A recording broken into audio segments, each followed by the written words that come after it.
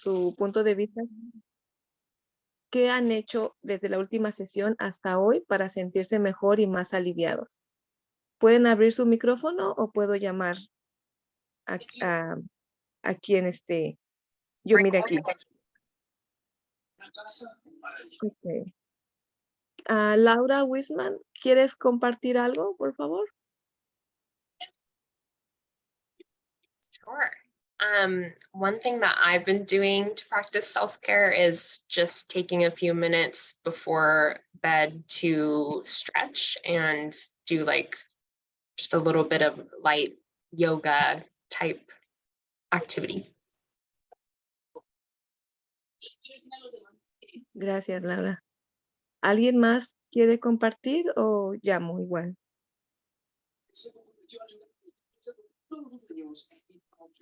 ¿Qué tal? ¿Qué tal, Hola. Adrián? Sí, adelante, Oscar. Hola, buenas tardes. Yo puedo compartir. Sí, claro. Lo que he practicado yo para mantenerme bien de la salud mental es ir a caminar a la playa por 1 hora cuando trabajo de casa, así que eso me ayuda mucho, me puedo despegar. Nomás me llevo mis audífonos, el celular lo pongo en Do Not Disturb para no poder recibir mensajes ni llamadas. Y me voy a caminar 1 hora, respiro y ha sido muy bien para mi salud mental. Gracias, Oscar. ¿Una persona más que nos quiera compartir, por favor? Yo si quieres, Diana. Por lo que Sí, puedo entender, esto es acerca de lo de cómo le podemos hacer para mejorar nuestra salud mental o para evitar más problemas, ¿verdad? Sí. Yo hago un poco de ejercicio, si no es caminar, andar en bicicleta o el gimnasio. Cualquiera de esas siento que a mí me relaja, me ayuda a sacar el estrés. Y también pues me gusta mucho ir pues los que somos católicos, pues me gusta ir a misa, ir a la adoración y hacer mi oración, leer un poquito la Biblia y así diferentes, como leer a otro libro, también me ayuda mucho y eso es lo que hago yo para mejorar mi salud mental con mi estrés. Muchas gracias. Muy bien. Gracias a ti, Mari. Gracias por compartir sus experiencias y espero que también eso nos ayude a los demás para agarrar tips y de ahí también poder nosotros cosas saludables para nosotros. Gracias.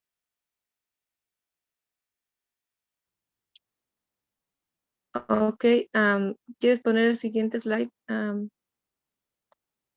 Ok, gracias. Ok, ahora entonces, para seguir con nuestro taller, quisiéramos que se sientan relajados, tranquilos y con muchas ganas de compartir sus experiencias y aprender de los demás. Entonces vamos a hacer un pequeño ejercicio y me gustaría que todos participaran para que nos sintamos todos en comunidad. Entonces, vamos a abrir nuestros brazos. Yo sé que a lo mejor no se puede mirar bien, pero abrimos nuestros brazos. Vamos a imaginarnos que tenemos 2 limones, uno en cada mano, y vamos a imaginar que los vamos a apretar fuerte, y esto es para que relajemos nuestras manos, nuestra boca y nuestro estómago. Empezamos con los limones. Apretemos fuerte, fuerte, fuerte, fuerte, con mucha, mucha fuerza, es decir, ya le saqué todo el jugo y relajamos poquito nuestros brazos. Una vez más, apretamos, apretamos, apretamos, relajamos poquito más. Y una vez más, fuerte los limones hasta decir ya no tiene ni una gota de jugo y soltamos. Relajamos nuestros brazos y hacemos nuestros hombros hacia atrás y nos sentimos bien porque exprimimos esos limones. Ahora vamos a relajar nuestra boca y vamos a imaginarnos que tenemos un chicle en nuestra boca y empezamos a masticar lo más fuerte que podamos. Masticamos, masticamos, masticamos, fuerte, fuerte. Paramos. Una vez más, imaginamos que ese chicle está muy grande y no cabe en nuestra boca y tenemos que cerrarla y masticamos, masticamos, masticamos y paramos. Sentimos que nuestra mandíbula está trabajando. Una vez más, masticamos, masticamos, masticamos y relajamos. Una vez más y sería todo. Fuerte, fuerte y sentimos que hasta nuestra garganta, nuestro cuello está trabajando fuertemente. Ok, soltamos y relajamos nuestro cuello, nuestra mandíbula.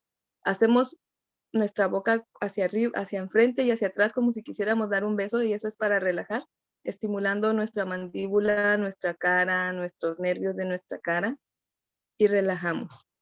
Al mismo tiempo ya tenemos relajados nuestros brazos, que exprimimos los limones, nuestra boca, que masticamos un chicle, y ahora para terminar, vamos a relajar nuestro estómago, que muchas veces con las presiones, con los problemas, con las angustias, con el estrés, casi todo se nos queda en nuestro estómago y muchas veces no sabemos por qué traemos el dolor de estómago, por qué traemos la incomodidad. Entonces, vamos a imaginarnos que estamos en un parque acostados en el piso, en el pasto, y miramos de lejos que viene un elefante con mucha fuerza. Entonces, nosotros no nos podemos mover. ¿Qué vamos a hacer? Quedarnos ahí, acostados, tranquilos. ¿Y qué es lo que vamos a hacer? Apretar nuestro estómago lo más que podamos, porque el elefante va a pasar sobre nosotros. Entonces, aprieta, aprieta, aprieta lo más que puedas. Aprieta porque viene el elefante sobre ti. Aprieta, está subiendo sobre ti, está pasando, aprieta. Ya pasó, suelta ahora, suelta, suelta. Ya estás más tranquilo, pero no te das cuenta que viene detrás de ese elefante otro. Entonces, aprieta de nuevo tu estómago, vuélvelo a apretar, apretar, apretar y suéltalo lo más tranquilo que puedas. Y una vez más, porque viene un tercer elefante y este viene más grande. Entonces, aprieta con más fuerza tu estómago lo más que puedas. Está pasando sobre ti ahora, no te muevas, no respires, no cierres tus ojos. Descansa, ya pasó el elefante, relájate, relaja tus hombros, relaja tu cabeza, relaja tu cuerpo, relaja tu estómago, que fue por donde pasó el elefante. Y ese elefante se llevó todas tus cargas, se llevó tu estrés, se llevó tus angustias, tus problemas, incluso si tenías un dolor, se lo llevó. Ahora es tiempo de sentirte más tranquila, más relajada y sentirse con gusto. Siente tu cuerpo, vive, respira, sé feliz y nos vamos a dar un aplauso todos porque estamos vivos, estamos aquí y estamos disfrutando el momento. Muchas gracias y espero que este ejercicio les haya gustado. Gracias. Y le cedo la palabra a Rocío.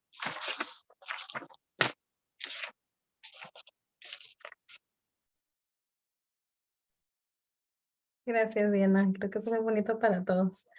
Entonces, vamos a repasar lo que vino siendo brevemente cada dispositiva para recordar a los participantes los temas claves que hemos cubierto. Entonces, uno de ellos fue el par de ACEs, experiencias infantiles adversas y entornos. Entonces nos tocó, y comunitario adverso, nos tocó repasar lo que viene siendo los entornos infantiles, que fue muy bueno. Fue en persona, creo que es correcta.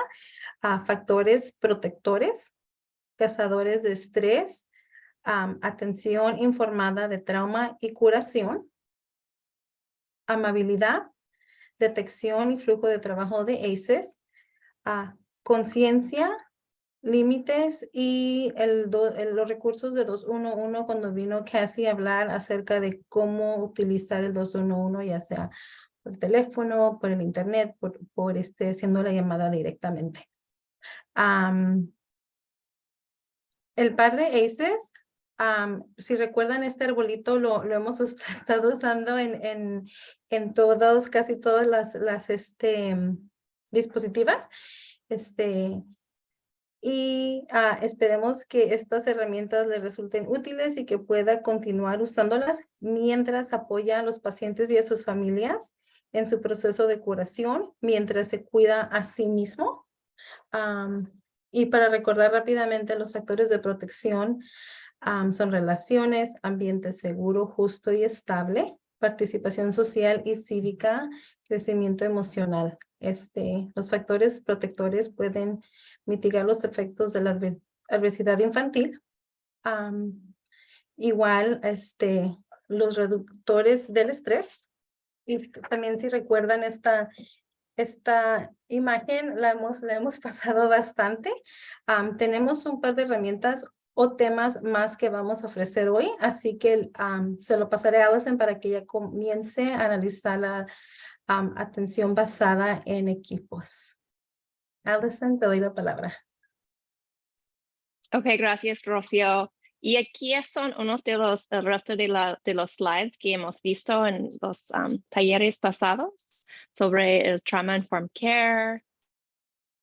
Nada más para recordarles de los ideas que hemos estudiado. La amabilidad es medicina. Nosotros experimentando con el screening de ACEs. La última vez nosotros hablamos sobre el flujo de trabajo adentro de las clínicas y el rol de los community health workers y promotoras, la práctica de conciencia, los boundaries para protegernos, nuestro bienestar. Ok, muy bien. So, voy a hacer mi mejor trabajo en español, pero posiblemente voy a cambiarme a inglés. So, lo que queremos hacer es hablar un poco sobre la integración de community health workers y promotoras en el sistema de cuidado. Quiero saber si unos de ustedes han escuchado del nombre cuidado centrado en la persona o person-centered care. ¿Hay alguien que está familiar con esta idea? Ok, ¿es nuevo? Ok, muy bien. La idea es que como personas tenemos una vida muy compleja. No somos, voy a cambiarme a inglés. Espérame un ratito mientras. Okay. So we are whole people. We are complex people. We are not just a medical diagnosis. We have family, we have neighbors, we have friends, we have hobbies. And so the idea is that when caring for somebody, we really need to treat them as a whole person, and also take their perspective and understand that as patients, we also have a lot of insight into what we need. And as care providers, it's important to really involve the patient in their own care plan. And so it's looking holistically at how do we care for somebody. And so I like this image on the left here. You have the person at the center, and this person has school. They have different things they like to do in their lifestyle, like biking. They have loved ones, work, and they've got health solutions, things they might be working on in their health. And the idea is that we need to try to kind of link up and connect how to support this person or this patient in having well-being in all of those components of their life. But the image on the right is also powerful. And this is an image that a mother of a special needs child drew to show the complexity of all of the different supports involved in their family. So I'm not going to read every single one, but you can see how complex it can be to take one patient or one family and think about all the different things that they might need help accessing or coordinating. So this is part of our work as community health workers and promotoras, is to start to map out what is that system of care that's unique to this person, this family, in a way that makes sense to them, that is connected to how they actually experience the world. And so just to emphasize again why community health workers and promotors are so important to a care team is that 40% of individual health outcomes are determined by things, not just sort of medical things, the social determinants of health. So this is things like access to housing, transportation, socioeconomic status, access to nature, access to healthy activities. Those things determine 40% of our health outcomes. And so this is where having somebody on a care team who can help a patient navigate all of those things outside of the clinic that affect their lives and their well-being is so important. And so we want to talk a little bit more today about this idea of team-based care. Is that familiar to anybody? Team-based care? Oscar, I see you nodding your head. Would you mind just telling us what does that mean to you briefly? What is team-based care in English or Spanish? Yeah, team-based care for me means that you don't only have the physician taking care of you when you're at a doctor's visit or at your clinic. You have a nurse, a medical assistant, the receptionist, immediately that are able to provide support. Also, our behavioral health providers, and other clinical support staff. And then outside of that, outside of that team-based care, like you also have the support team who supports the team-based care team. And it's always taking the patient, you always take the patient into consideration for every decision that you're going to make. You always ask, how is it going to impact my patient? So the patient is in the middle, and then you have the larger groups outside. Beautiful. Exactly. That's what we wanted to talk about. So this is a kind of a newer innovation in healthcare, is to really understand how important team-based care coordination can be, not only to the patient who doesn't want to get different information from different providers or be given the runaround from one provider to the next. The patient, as patients, we really need our different providers working together in a holistic, coordinated way. But it's also really good for the providers, who sometimes can feel very overwhelmed if they feel that they have to solve all of the problems or figure it all out. And so this is a way to share those responsibilities across a team so that we don't get so burnt out. And so we just wanted to talk a little bit about, what is a community care team, because that's really what you're part of as community health workers and promotoras. So it's multidisciplinary. So that means that we're going to have pediatricians, therapists, receptionists, community health workers, a whole range of people with different skill sets and different levels of training. And then the goal of a community care team is not only to address those medical needs, but it's to address medical needs and those social determinants of health, the things happening in their social lives, in their home environment, in their work environment. And the goal of a community care team is to facilitate patient-centered healthcare and social service connections that are culturally appropriate, high quality, and cost-effective. So that's really where you come in. That's a big part of where you come in. All of that coordination, though, depends on really good communication. And so we're going to talk a little bit more about communication in a second. So just to go a little bit more into depth, and I'm sure you all have your own experiences of this, the role of the community health workers and the promotoras as part of a care team can be a lot of different things.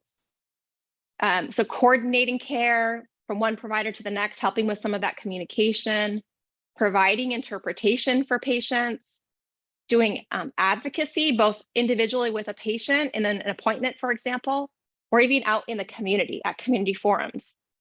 The community health workers and promotoras provide culturally appropriate health education, motivation for lifestyle changes. They help with patient navigation and community referrals. Sometimes providing tech support, helping a patient learn how to get into the healthcare portal or sign up for a video appointment with their provider. And all along the way, building trust, which is so important to having a successful kind of patient-centered, person-centered care experience. And you are providing that kind of support, throughout the continuum of care. And just thinking about an appointment. So we often think of, we get our healthcare at an appointment, but care happens before, during, and after that appointment. So just a few examples of roles that you all can play as community health workers and promotoras before an appointment. It's doing things like preparing the patient so that they bring the information that's necessary. They've done the follow-up work that they need to do before that appointment. They come prepared with questions that they want to ask their provider. You remind the patient to come to their appointment. Some patients might need a little bit of help reminding them or maybe accommodating them with transportation options so that they can be sure to get to their appointment. During the appointment, you might be there, right? Supporting them, translating for them, both interpreting language, but also sometimes interpreting for understanding, making sure that they're understanding what is being communicated, the concepts. You might advocate for them. For example, maybe there was a patient who you knew wanted to talk to their provider about a tough issue, and in the moment they felt shy, they didn't want to bring it up. You might be there, did you want to bring up that topic, right? And advocating for them to get their needs met during the appointment. So after the appointment, there's so many things that you do, and this is often where you come in because a provider refers a patient to you after the appointment, helping them schedule follow-up appointments and facilitating referrals to community resources. And then in between, working with patients to check in, track how they're doing. Maybe you're documenting stuff in the electronic medical record, some of you, educating them, motivating them. So these are all just sort of examples, again, on that continuum of where you fit in within that care team. And so this is where we wanted to kind of pause and just talk a little bit about communication, because that's really like the thing that makes the coordinated care, the team-based care really work. And I just wanted to see, for those of you who especially work within a clinic setting, how is communication going for you with the other people who are part of the care team for your patients? What are some things that are making communication really effective and you feel like when you need to tell somebody something, it's communicated, or if you need to know something, there's a way that that's happening? Or are there ways that you think communication needs to be improved between you and the care team that you're part of? Feel free to unmute or raise your hand. I definitely think for us, communication can improve. So at Santa Cruz Community Health, we all sit, or in the clinics, everybody sits with our care team. So we have our different care teams by color. And so that consists of like 4 to 6 practitioners. That's also 4 to 6 medical assistants. The behavioral health provider is close by. We have the nurse that sits in the pod, so it works because we're constantly communicating with each other, but not all of the care team is there at the same time. So there might be things where we're discussing at the beginning of the day that might not get directly translated to those that are working remotely or are working on site. And Oscar, when you were mentioning how you're meeting like the beginning of the day, is that what you call a huddle? And do you have like a regular schedule for how you do that? Yeah, the provider and the medical assistant at the beginning of each shift, they like have a huddle for 15 minutes. And then at the end of their shift, they call it's a cuddle. And so they'll review anything. So it's huddle. And then as a larger like care team, just information is just like being thrown out like throughout the shift. How about others? How do you feel like communication is flowing between you and your care team that you're part of?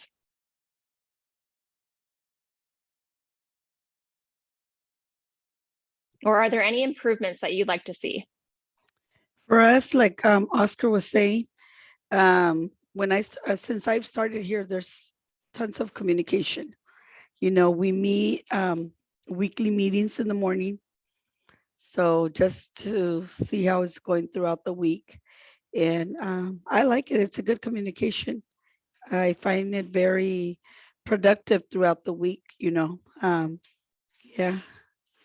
So communication is good. That's great to hear, RC. Anybody else want to share anything as it relates to communication, or from a patient perspective? Has there ever been a time where you felt like the communication between your different care providers could have been improved?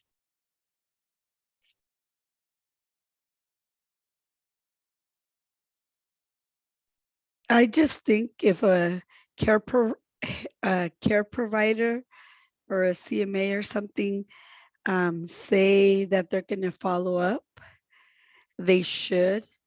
I really don't know, like, you know, I haven't been here very long, and so I really don't know how that is, but I've had a few of my patients that I've seen. It's like, um, just this morning that my patient said, "Oh, well, is that a for sure thing that you're going to follow through?" And I felt like, of course, you know, that's a for sure thing.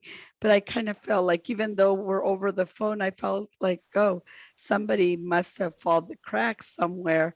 I just think, following, if you say you're going to follow through, even if you might not have the answer when you were supposed to follow through, just be just give that person a call or a text, or you know, an email. Anyway, you said that you were going to follow through.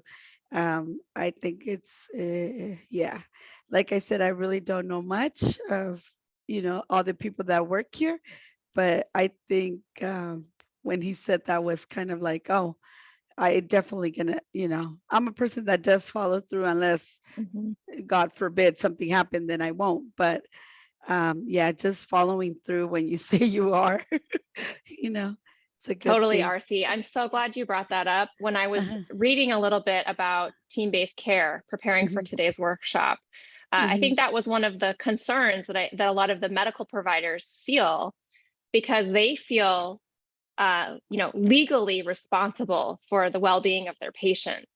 So when they refer somebody to you, they're kind of sharing that responsibility or passing it on to you, but they need to know for sure that that care is being provided. And so that dependability is so important to the provider to be able to trust, right, that support is happening.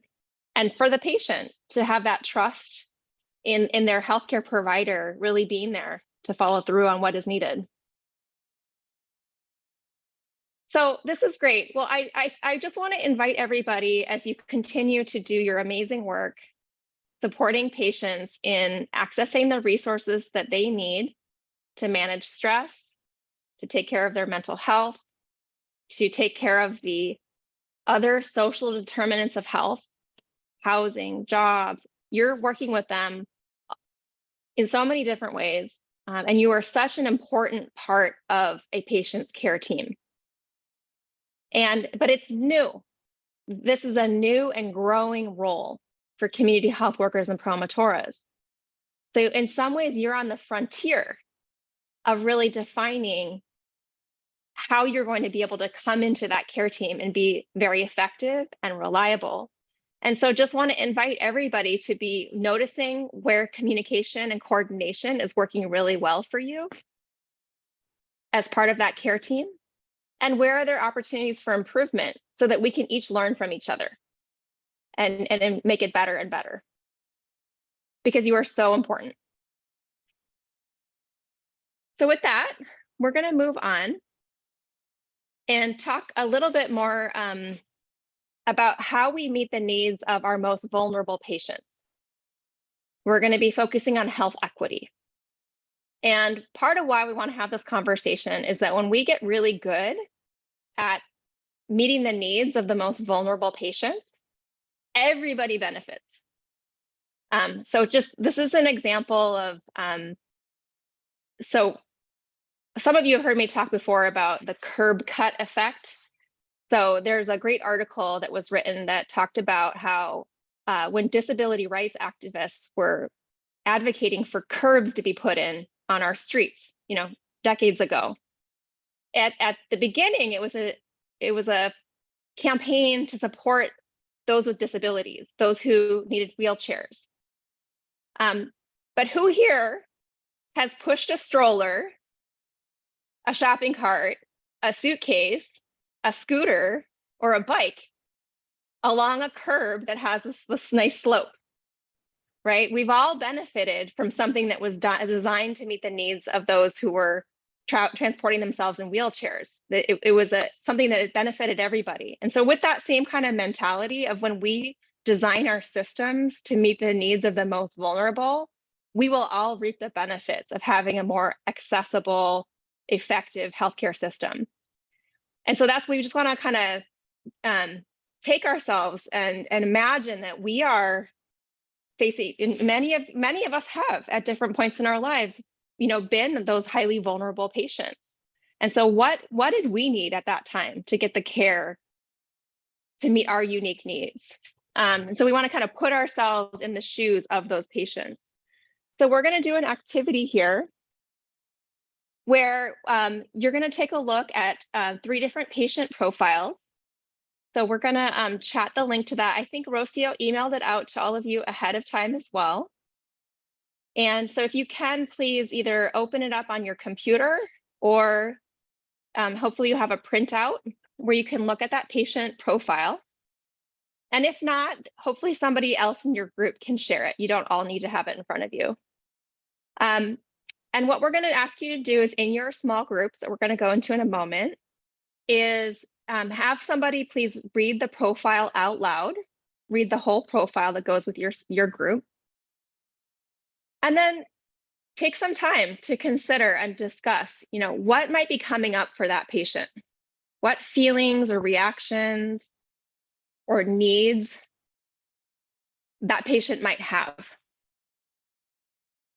And specifically really thinking about that as it relates to the ACEs screening and referral process. So what would it be like for that patient to be asked to complete the ACEs screening? What might it be like for them to be referred to a community health worker or promotora for additional support? And thinking about those unique needs, what are the best practices we should be thinking about to make sure that those needs are supported, that that patient is supported? And so we're going to ask you to use a Jamboard. I think there's at least one person in each group who's going to be able to help share some of your ideas of these best practices on the Jamboard, so that when we come back, each group can share a couple of their top recommendations or best practices for how we center the needs of the most vulnerable patients in the ACEs screening and support process. Are there any questions about the activity?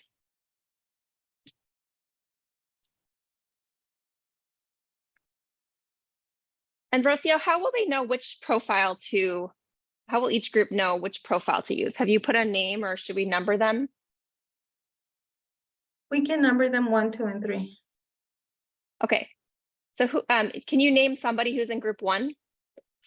Yes, group 1 is gonna be, I have it right here. It's gonna be Marlene, so she can do group 1. Group 2 will be Cristal Medina, and then group 3 can be Sofia. Okay, perfect. Okay, so we're gonna go into our groups, and I think you have about 20 minutes for this activity before we come back together. Okay, great.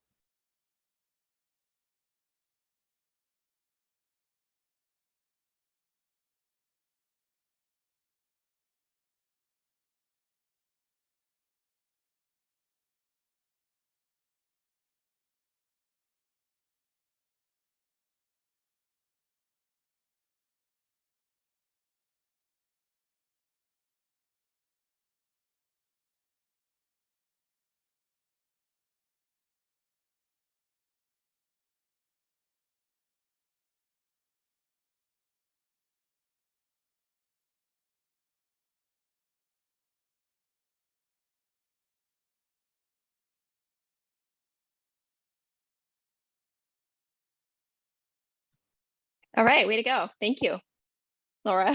Yeah, you're welcome. I hadn't done it in a while, so I was like, but it all worked out. You got it. All right, Jorge, feel free to take a break if you want.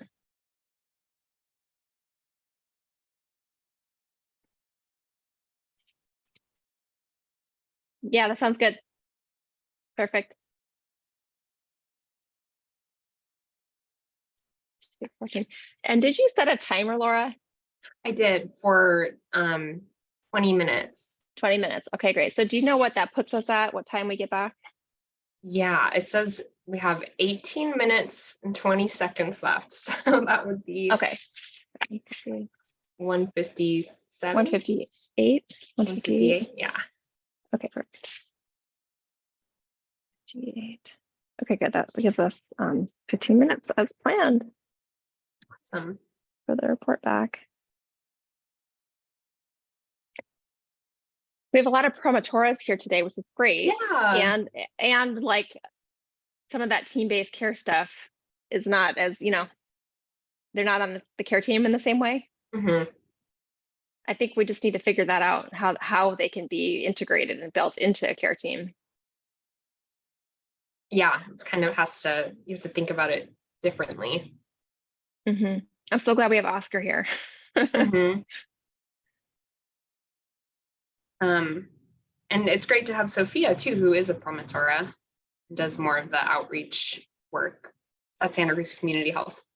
Yeah, she's a outreach and enrollment or like community health worker. Yeah.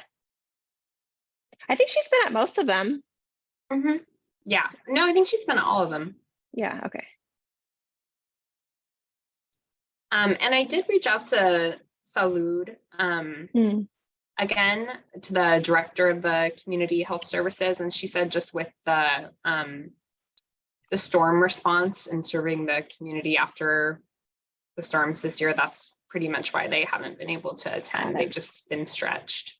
Yeah, makes sense. Yeah.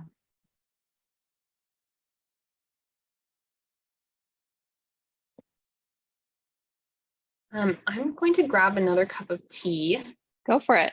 I will be back. I'm just going to hang out. Okay.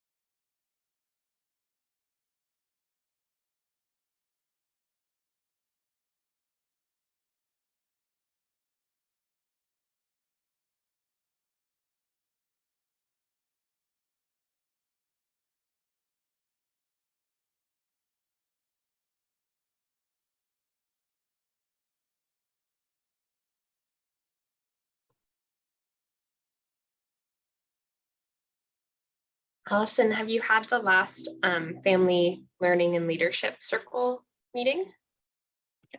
No, it's on next Monday night.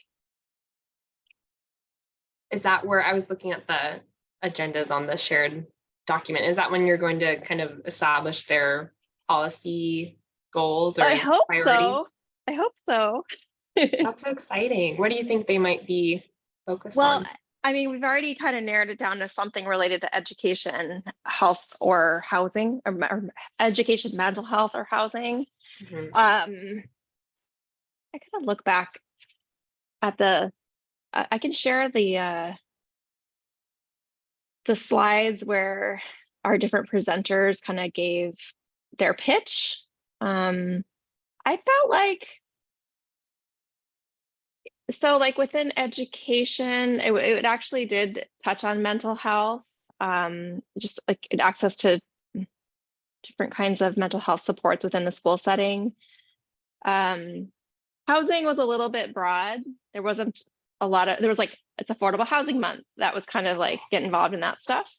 And then mental health, it was about reminding people to renew their Medi-Cal, application status, but also there's a new Children and Youth Behavioral Crisis Center that's going to get planned for South County. So they need public input on that. So I think Lisa was encouraging people to get involved in that. I think it could go in a lot of different directions. It doesn't have to be any of those specific ideas, but it's we're in the process basically of kind of taking the feedback we got from the parents last time and trying to synthesize that into some different strategies or focus areas. So Najib and Claudia, our other organizer, are working on that. Yeah, so I think the way we're going to have them get organized and make a plan is to say, hey, we're going to do a community forum in the fall. What should we focus on? What should be our goal? What should be our focus? Who should we invite? And hope that we can start to come up with the plan for that, and that this group wants to keep working on that. So, yeah. Cool. Are they going to be doing like lobbying meetings? I hope so. I think it kind of depends on the issue. I would like, I mean, for state legislators, I think the idea is to have them be connected to the Central Coast Early Childhood Advocacy Network. It's just kind of how we do our state level advocacy in a regional way. But I'd like to have all of them meet with each county supervisor. Like, I really want to set up supervisor meetings. So yeah, I think and there's two new supervisors, so it's like a perfect time to do it. Yeah, I think it's just it's a mix of a capacity issue, both in terms of staff capacity to organize, as well as I think parent, like, how much do we want to ask them to do, because the original commitment was kind of through each of the workshops and then a community forum. But we didn't necessarily ask for like a 3-year commitment from these parents, so we're hoping that they're going to want to keep going.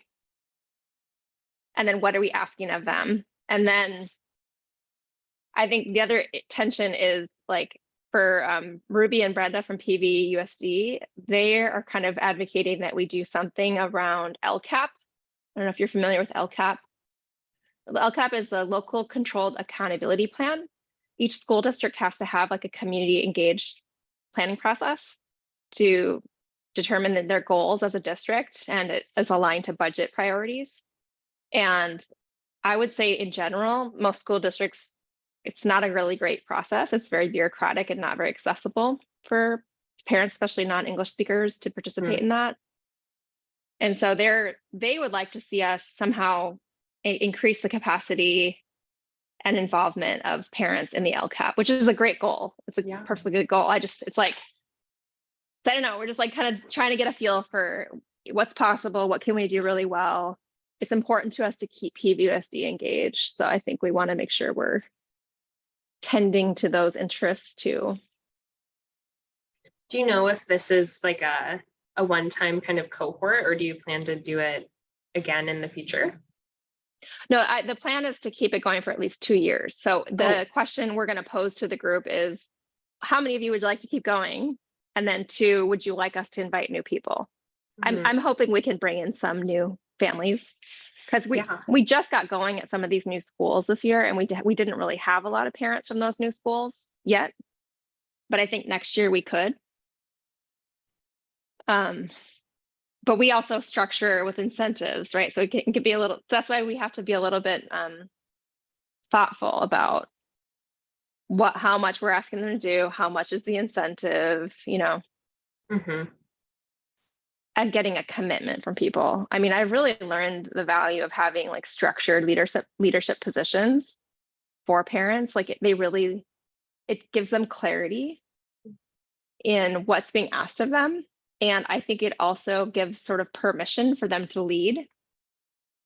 Yeah.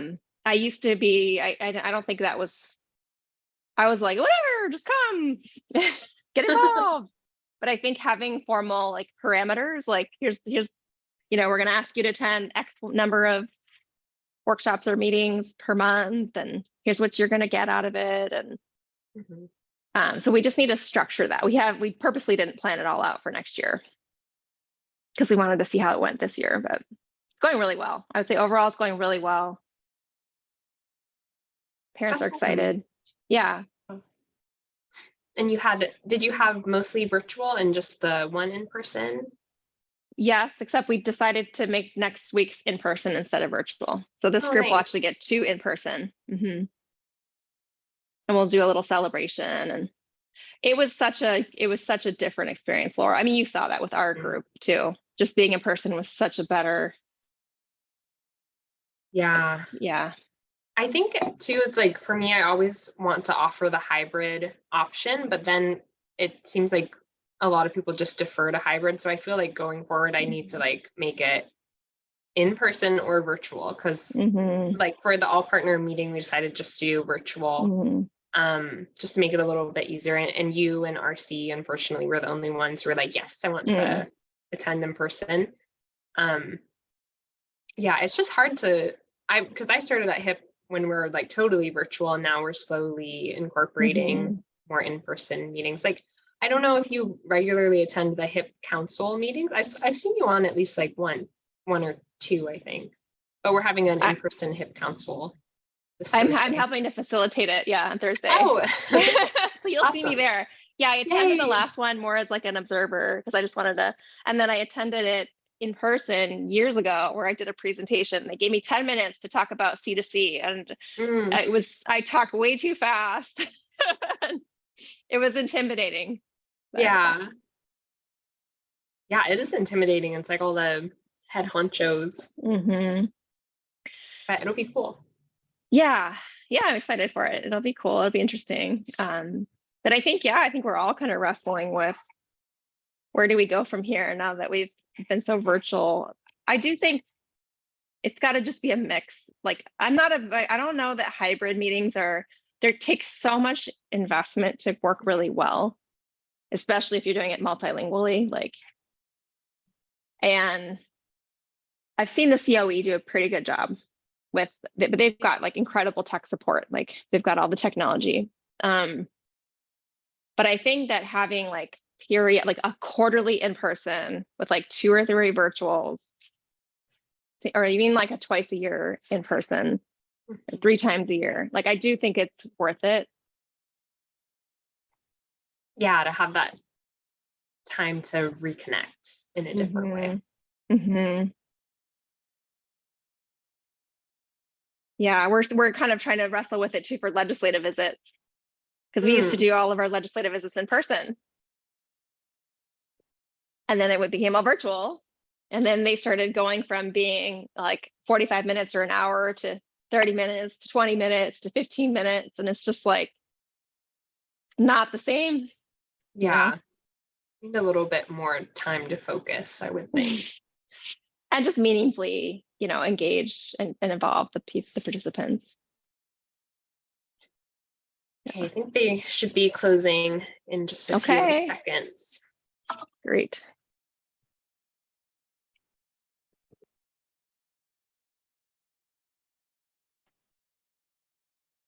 Oh, I'm still screen sharing, right? All right. Welcome back.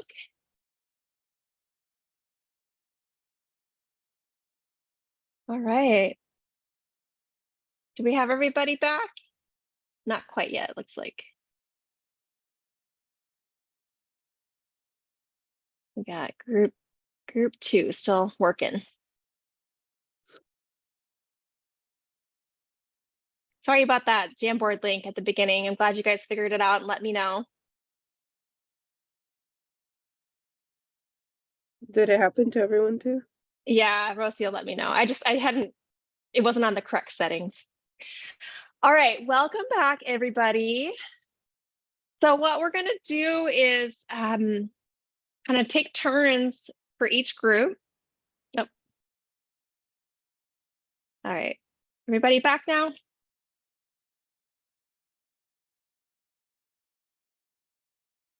All right, just a couple of folks still coming back. Okay, so we're gonna take turns and would like to hear from each group. At least maybe start by just sharing your top 2 or 3 best practices. And maybe start by just telling us a little bit about the patient that you were keeping in mind when you develop these best practices. And then what are the 2 or 3 like top best practices that are important for us to be keeping in mind as part of a care team? Let's see, can we start with the group that had the Josh patient? Is there somebody from that group who could share a little bit about Josh and what are the best practices that you developed?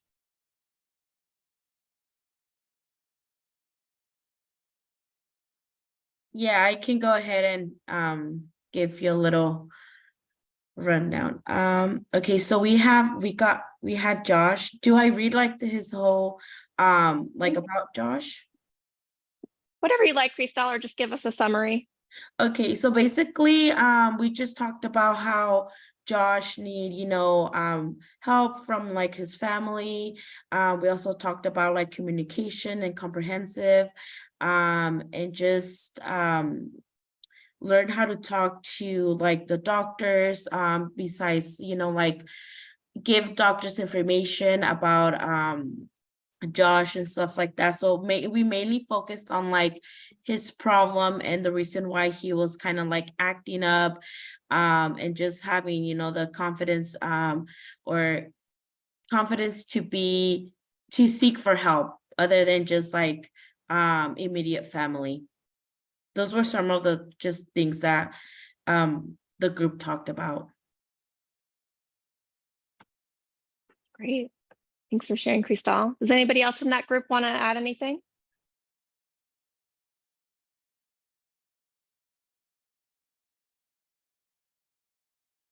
Okay.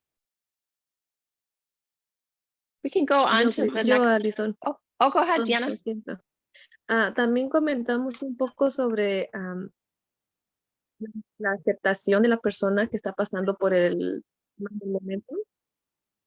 Aceptación y la remisión, porque como son jóvenes y no van a no quieren ser remitidos o no aceptan por el pasando. Entonces, como familiares, amigos o incluso el mismo proveedor puede tener la ayuda para remitir de la aceptación a Josh en este caso.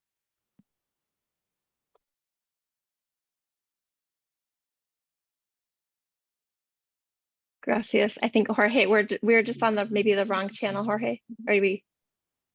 Okay.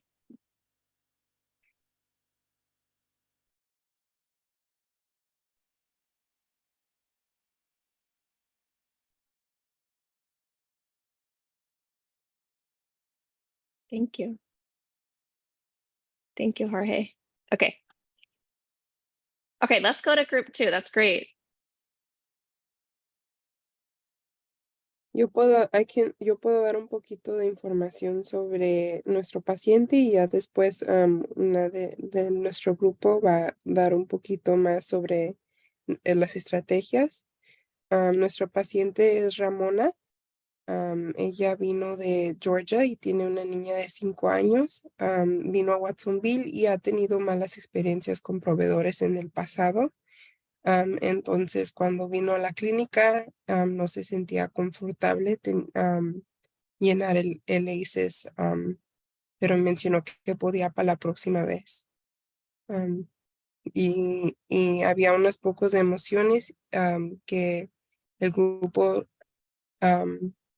pensó que a lo mejor estaba sintiendo en el momento, y unas estrategias que platicamos que puede que ayude para que se sienta más confortable en el futuro llenando ese ACEs. Yadira, si quieres dar un poquito más de información sobre eso. Sí, creo que dijimos que podría haberse sentido vulnerable con las preguntas, si estaban siendo muy personales o si ella las sintió muy personales, y también hablamos de cómo pues estaba quizá un poquito, sentía como que era demasiado porque estaba en una nueva ciudad, agarrando nuevos servicios, entonces sí va a ser como que mucho para ella, y entonces las emociones que identificamos podría ser como frustración o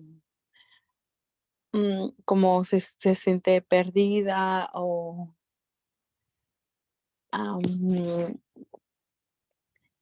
no me acuerdo la otra, Sofía. Ansiedad. Sí, ansiedad. Y que fueron una de las estrategias que mencionan. Entonces, las estrategias que mencionamos fue como tratar de explicarle que si llenaba el formulario, como el propósito de llenar el formulario, cuál era el propósito, y también explicarle que una vez llenando el formulario ella podría obtener mejores beneficios para su salud, porque el proveedor la iba a conocer mejor. Y también hablamos como que nosotros como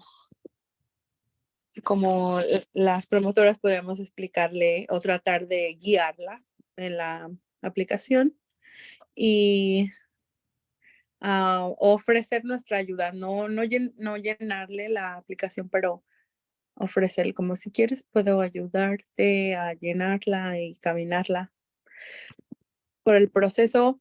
Y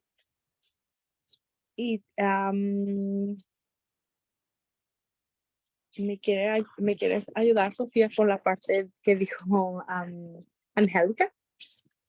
Sí, otras cosas que platicamos era que a lo mejor necesariamente no se tiene que llenar en el momento, pero darles los recursos o la información para que por el momento en el que está se sienta más confortable.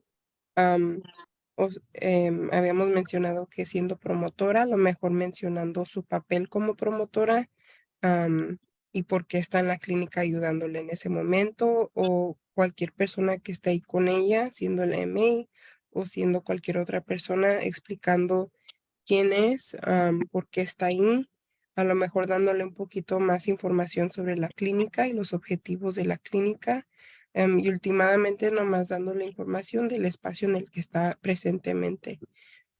Ya pudiendo darle esa información de la clínica, quizá se sienta más confortable la próxima vez para poder llenar ese formulario, al igual ofreciéndole, como Yadira mencionó, el apoyo moral de poder llenarlo, apoyo de comunidad en a lo mejor invitarla a diferentes espacios que están disponibles para, por ejemplo, una madre en la comunidad, y ya así para la próxima se sienta más confortable. Y como último, nomás agregamos a respetarla y no vernos muy insistentes, porque también queremos como respetar que ella no estaba lista en ese momento, pero sí dándole como la alternativa de quizás en el futuro ella esté lista para llegar. Gracias, Yadira. Ok, lindo. Muchísimas gracias. Ya, muy buenas ideas. Oh, sorry, I'm on the English channel. Beautiful, beautiful sharing, really great recommendations. So much about what it would take to build trust with her.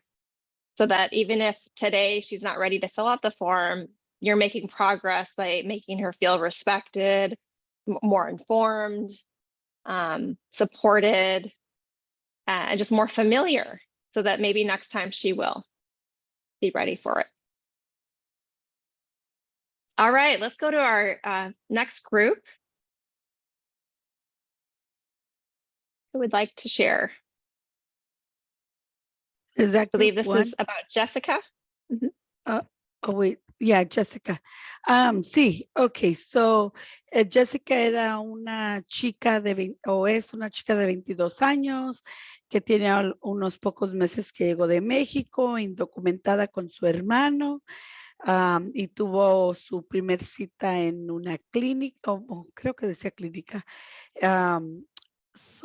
Yo siento, como dije en el grupo, que si nosotros, bueno, yo y otros dijimos o nos pusimos de acuerdo si la persona cuando llega por primera vez a un lugar está tímida, asustada, no sabe lo que se va a esperar en cuestión porque es indocumentada, y para hacerles esas preguntas que son muy sensibles, puede cambiarle su forma de ser, o sea, y preguntar o darle a saber por qué les estamos haciendo estas preguntas, ¿verdad? Si ya ella ya no la quiere contestar porque está en denegación de que, ¿qué diré? Hasta la migra nos cargan o X cosa, ¿verdad? Pero yo siento que al llegar a un lugar, si uno le da buenos modales como de servicio al cliente y hacerla para que se sienta cómoda, o más bien cómodos porque era ella y su hermano, ¿verdad? Que se sientan cómodos. Yo siento que es lo primero que uno tiene que hacer para poderle hacer, especialmente estas preguntas que son muy sensibles. Y hay veces nosotros, como ella viene de México y a veces a uno de mexicano, decir, si digo esto, o contesto esto que sí, o esto que no, ¿cuáles van a ser las consecuencias, verdad? Y pienso que hay manera, como en otro grupo dijeron, pero también creo que lo dijimos nosotros, ¿por qué le estamos haciendo esas preguntas? Si no las quiere contestar en ese momento, pues las puede contestar en otro momento donde se sienta un poquito más confortable, ¿verdad? ¿Qué más? Alguien había comentado que a lo mejor por las barreras donde no saben leer o ni escribir y que alguien se las lea, traducirlas, pero sé que el screening está en español, tal vez si no sabe leer, ¿verdad? Entonces, pues obvio, alguien se lo tendría que leer y hacerles ¿cómo le diré? Si no se siente, como dijimos, si no se siente confortable, no las tiene que responder, ¿verdad? Otra cosa, pues realmente no las tienen que contestar si no quieren, ¿verdad? Y pues no podemos forzar a una persona a que conteste algo que no quiere. Y creo que uno de los retos que podíamos enfrentar con eso es de que la persona recién llegada de un país a un país que talmente es un extraño y más que nada estar en esa denegación de qué pueden ser ¿cómo se dice? O sea, que se siente insegura y diga, ay, si contesto esto o no lo contesto, me pueden sacar de aquí, ¿verdad? Porque no sabemos cómo llegó, simplemente está indocumentada. Quiere decir que probablemente no llegó ni con un permiso, ¿verdad? Creo que eso era todo. Yeah, wonderful. Thank you, RC. Such great insights, you guys. Just to really be sensitive and compassionate and really treat people in a way that recognizes that they're full of feelings and so many different experiences. And they're not just a machine walking by, here, fill this out, right? Are there any other, we have got a couple of minutes. Anything else you all would like to share about how we can really care for our most vulnerable patients and families when they're being screened for ACEs or they're being referred for support from a community health worker or promotora? Anything else that comes to mind? I just think with the few patients that I've seen with ACEs is just putting myself in their shoes and just let them talk pretty much, because even though they, when I got the referral, they score a 3 or a 2 or whatever, as I was talking to them, he goes, my score is probably all of them. And, so there's so much emotions. So just let them be, let them vent, because at times people don't listen to people. And I just think being just an active listener and just let them talk, and maybe even reflect, I see that you're feeling this way, and just make them feel, supportive in the way, yeah, I'll listen to you without even giving you an option or an opinion, just to listen to them, like step in their shoes for a minute. Mm-hmm. Yeah. Yeah, like just giving them permission to be with their feelings, to share their feelings. I know I've had the experience of seeing my doctor at a time where one of my parents was having a very hard time. And somehow it came up in conversation and I could feel the tears in my eyes welling up, and not really knowing if I should really spend more time sharing with my doctor. I didn't know if she had time to listen, if she felt like that was part of her scope, and kind of just reining it back in. And if I had been in an appointment maybe with you, RC, I feel like you would say, like, I see that you're really, you're really feeling this. You want to tell me more about what's going on with your mom? And it would have given me like that permission to just cry a little and share. And that in itself would be so healing for me, to have that time and that permission. Yeah. And, maybe because I've been through some really, really hard situations, and especially with my kids.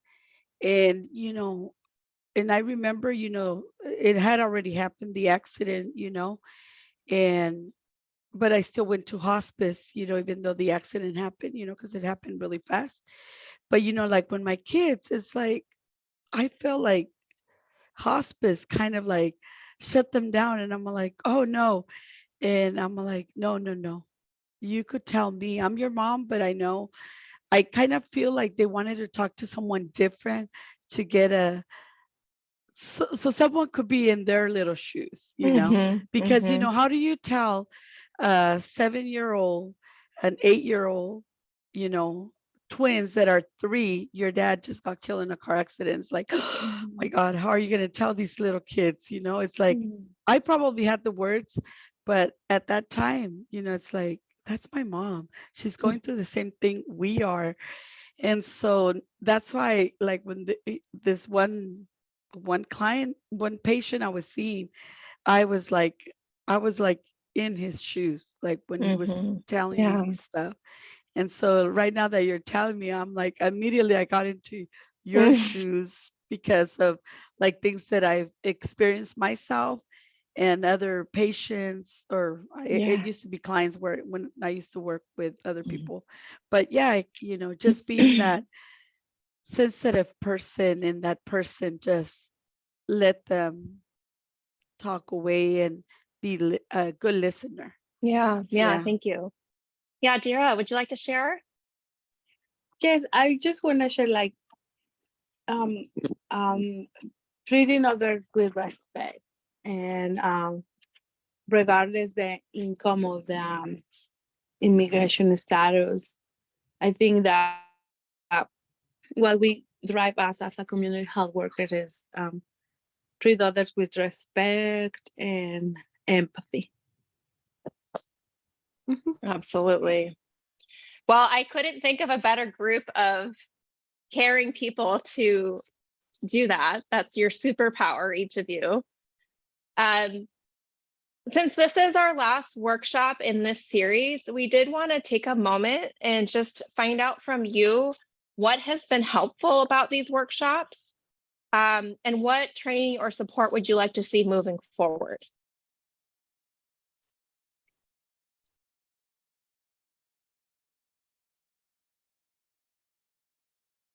And invite anybody to unmute and share what has been most helpful about these workshops, what kinds of things would be helpful in the future, and you can also use the chat as well. Yo soy Mari, soy promotora de salud. Muchas gracias, es muy buena información. Sí, bueno, en mi caso yo he aprendido a veces de cómo tratar a otras personas, de cómo darles ideas, de cómo comunicarme con ellas acerca del problema que a veces nos comparten, tener el respeto, como se ha mencionado mucho, y sobre todo tratar de entender al paciente, ¿verdad? Como dijeron, ponernos en sus zapatos, y la situación que a veces ellos viven no es fácil.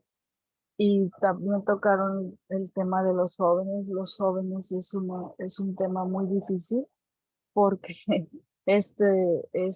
tienen otras ideas y a veces es difícil entenderlo. Lo digo porque yo tengo un joven que a veces me es difícil comprender sus ideas, pero con esto escucho que hay que respetar, hay que entender, y pues hay muchas soluciones allá afuera que nos proporciona la clínica y otras clínicas, otras ayudas que hay a nuestro alrededor que a veces no sabemos, que no importa el estatus, no importa nada, no importa religión, no importa nada, solamente quieren a veces tratar de apoyarnos. Y sí me gustaría que siga habiendo talleres como para educarnos a nosotros como padres, para nuestros hijos, y de cómo tratarlos, y como promotoras saber también cómo tratar a los pacientes, y que nos sigamos desarrollando como personas. Muchas gracias. Muchas gracias, Barry. Muy bien. Y otros comentarios. Y mientras ustedes están compartiendo en el Zoom, yo voy a poner el enlace para la encuesta.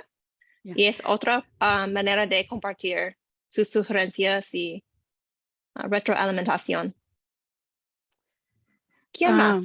Pues a mí realmente estos seis talleres me encantaron, pero el que me gustó más fue donde compartimos que las esperanzas y los sueños para nuestras familias.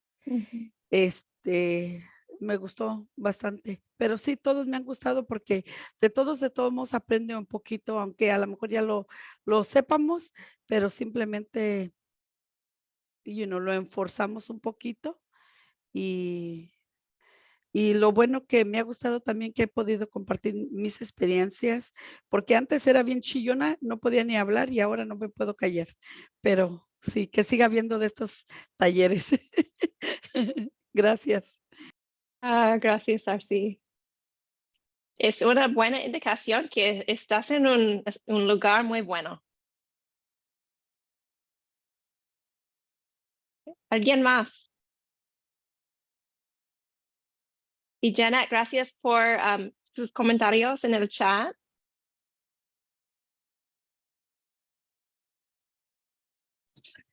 Hola, Yo quiero decir que para mí cada uno de los talleres he aprendido algo. Entonces, para mí cada uno ha sido importante. De cada uno he aprendido y he puesto en práctica alguna de las cosas, y solo quiero decir que estoy agradecida y bendecida de poder tomar estos talleres. Gracias. Muchas gracias, Angélica. Gracias a ustedes también por los diferentes talleres, ¿verdad? Para apoyarnos a nosotros como madres y poder informar también o ayudar a otras personas. Gracias. Thank you, Janet. Any other requests for the future?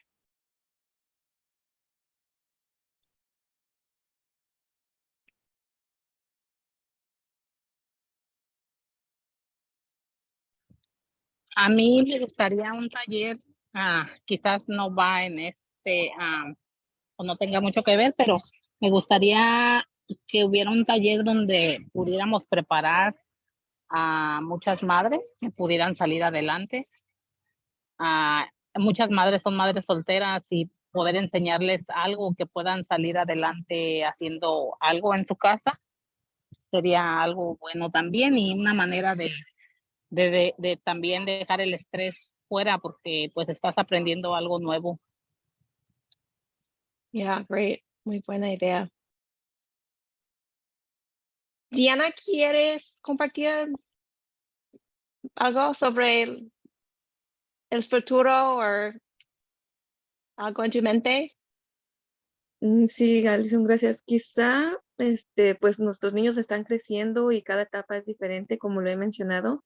Y a mí me gustaría mucho también que hubiera talleres pues vuelvo a repetir, los niños van creciendo como a la adolescencia, los cambios, la transición de una escuela a otra, ya que sabemos que es un cambio bien grande, y no nada más en mí, en muchos niños que he escuchado, en muchas mamás, en muchas familias. Y una cosa bien importante que mencionaron es lo de las mamás solteras o nada más que son mamás únicas, que son mamá y papá para la familia. Creo que no nos hemos tomado mucho el tiempo en enfocar en ese tema, y sería bueno. Nos enfocamos siempre en la familia, en la pareja, pero sabemos, y muchas veces no lo hemos tomado en cuenta, pero muchas veces son mamá y papá al mismo tiempo, y es un papel difícil. Entonces quizá un poquito por ese lado. Y los cambios de los niños, pues van creciendo, vamos teniendo adolescentes, y irnos como renovando nuestras ideas o lo que podamos hacer por ellos, cómo ayudarlos a ellos a salir como de una edad a otra. Solamente eso, Alison. Muchas gracias. Well, gracias a cada de ustedes y Marlene y Yadira por sus chats. Por favor, habla más sobre sus sugerencias por el futuro en la encuesta. Y otra vez, estamos muy agradecidos por su trabajo, por su amor, su energía, su conocimiento. Y es un gusto para mí estar con ustedes. Y yo quiero decir muchas gracias a mis compañeras Rocio y Laura y Diana y Jorge. Y Diana, yo voy a pasar a ti y a Rocio para terminar la junta. Gracias, Alison. Pues muchísimas gracias a todos por estar todos estos talleres con nosotros. Hemos escuchado muy buenas experiencias de ustedes, hemos escuchado que les gustan, que les encantan, y sobre todo lo que más nos enorgullece es que les han ayudado. Entonces, no son los últimos talleres, va a haber muchos más, y esperemos contar con su asistencia en el futuro, y que así como estamos ahorita dándonos ideas, dándonos tips, dándonos ánimos unos a otros, así sigamos en el futuro. Gracias por estar aquí, les agradecemos. Espero que se hayan llevado cosas muy, muy maravillosas en sus corazones, en sus mentes, y que seguimos en comunidad, seguimos unos para otros, y ya saben, si necesitan alguna ayuda y podemos ayudarlos, con mucho gusto lo haremos. Les agradezco mucho su tiempo, un abrazo a todos y bendiciones para todos. Hasta luego. Gracias, Alison.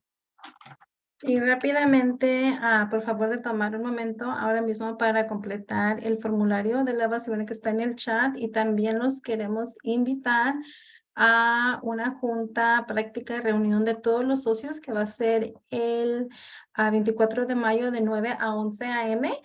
Les mandaremos recordatorio una vez que estemos más cerca de la fecha. Entonces, les seguiré mandando muchos correos electrónicos. Y gracias a todos. Me siento feliz de que se completó estas sesiones. Igual gracias a Alison, gracias a Najib, Diana, Jorge, muchísimas gracias.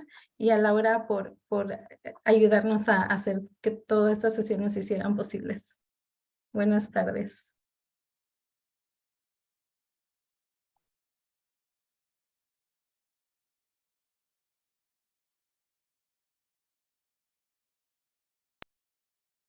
All right. Muy buenas tardes. Adiós, compañeros. Adiós.